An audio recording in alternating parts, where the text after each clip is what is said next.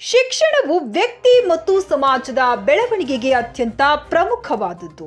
BEO Yedrami ವಿದ್ಯಾರ್ಥಿಗಳಿಗೆ ಜ್ಞಾನ, ಕೌಶಲ್ಯ, ಮೌಲ್ಯಗಳು ಮತ್ತು ನೈತಿಕತೆಯನ್ನು ಬೆಳೆಸಲು ಶಿಕ್ಷಕರು ಸತತ ಮಾರ್ಗದರ್ಶನ ಮಾಡಬೇಕೆಂದು ಕ್ಷೇತ್ರ ಶಿಕ್ಷಣಾಧಿಕಾರಿ ಮಹಂತೇಶ್ ಎಡ್ರಾಮಿ ಹೇಳಿದರು.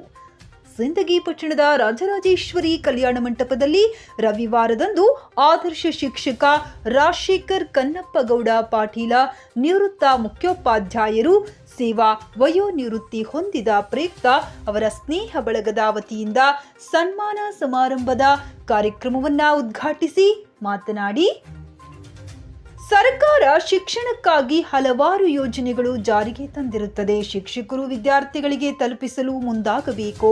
ಶಿಕ್ಷಕ ಆರ್.ಕೆ. ಪಾಟೀಲರು ಸರ್ಕಾರದ ಯೋಜನೆಗಳು ವಿದ್ಯಾರ್ಥಿಗಳಿಗೆ ಸರಿಯಾಗಿ ಮುಟ್ಟಿಸಿ ಜನಮನ ಗಳಿಸಿರುವುದು ಹೆಮ್ಮೆಯ ವಿಷಯವಾಗಿದೆ ಎಂದರು.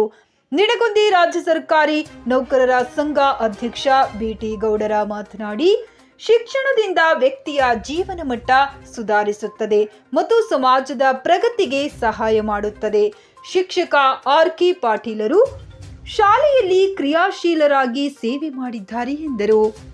ಪ್ರಾಥಮಿಕ ಶಾಲಾ ಶಿಕ್ಷಕರ ಸಂಘ ಅಧ್ಯಕ್ಷ ಆನಂದ್ ಬೋಸನೂರ ಮಾತನಾಡಿ, ವಿದ್ಯಾರ್ಥಿಗಳಿಗೆ ಜ್ಞಾನ ಮತ್ತು ಕೌಶಲ್ಯಗಳ ಅಭಿವೃದ್ಧಿಪಡಿಸಲು ಶಿಕ್ಷಣದ ಮೂಲಕ ಶಿಕ್ಷಕರು ಜ್ಞಾನವನ್ನ ನೀಡಬೇಕು ಎಂದರು. ಎಚ್.ಜಿ. ಪದವಿ ಪೂರ್ವ ಕಾಲೇಜು ಪ್ರಾಚಾರ್ಯರಾದ ಇ.ಆರ್. ಹೆಗ್ಗಣ್ಣ ದೊಡ್ಡಿ ಸಭೆ ಅಧ್ಯಕ್ಷತೆ ವಹಿಸಿ ಮಾತನಾಡಿ, ಆರ್.ಕೆ. ಪಾಟೀಲ ಶಿಕ್ಷಕ ವೃತ್ತಿ ಜೀವನ ಯಶಸ್ಸು ಕಂಡು ವಿದ್ಯಾರ್ಥಿಗಳಿಗೆ ಉತ್ತಮ ಶಿಕ್ಷಣ ನೀಡಿ ಅವರ ಆಡಳಿತ ಉತ್ತಮವಾಗಿ ಮಾಡಿ ಶಾಲಾ ಅಭಿವೃದ್ಧಿ ಮಾಡಿರುವುದು ಕೀರ್ತಿ ಅವರಿಗೆ ಸಲ್ಲುತ್ತದೆ ಎಂದರು. ಇದೇ ಸಂದರ್ಭದಲ್ಲಿ ಶಿಕ್ಷಕರು, ಕುಟುಂಬದವರು ಅನೇಕರು ಉಪಸ್ಥಿತರಿದ್ದರು. ವರದಿ ಮಲ್ಲು ಬಗಲೂರ. ದೇಹದ ತೂಕ ಕಿರಿದಾದರೂ ವ್ಯಕ್ತಿತ್ವದ ತೂಕದಲ್ಲಿ ಹಿರಿಯರಿವರು.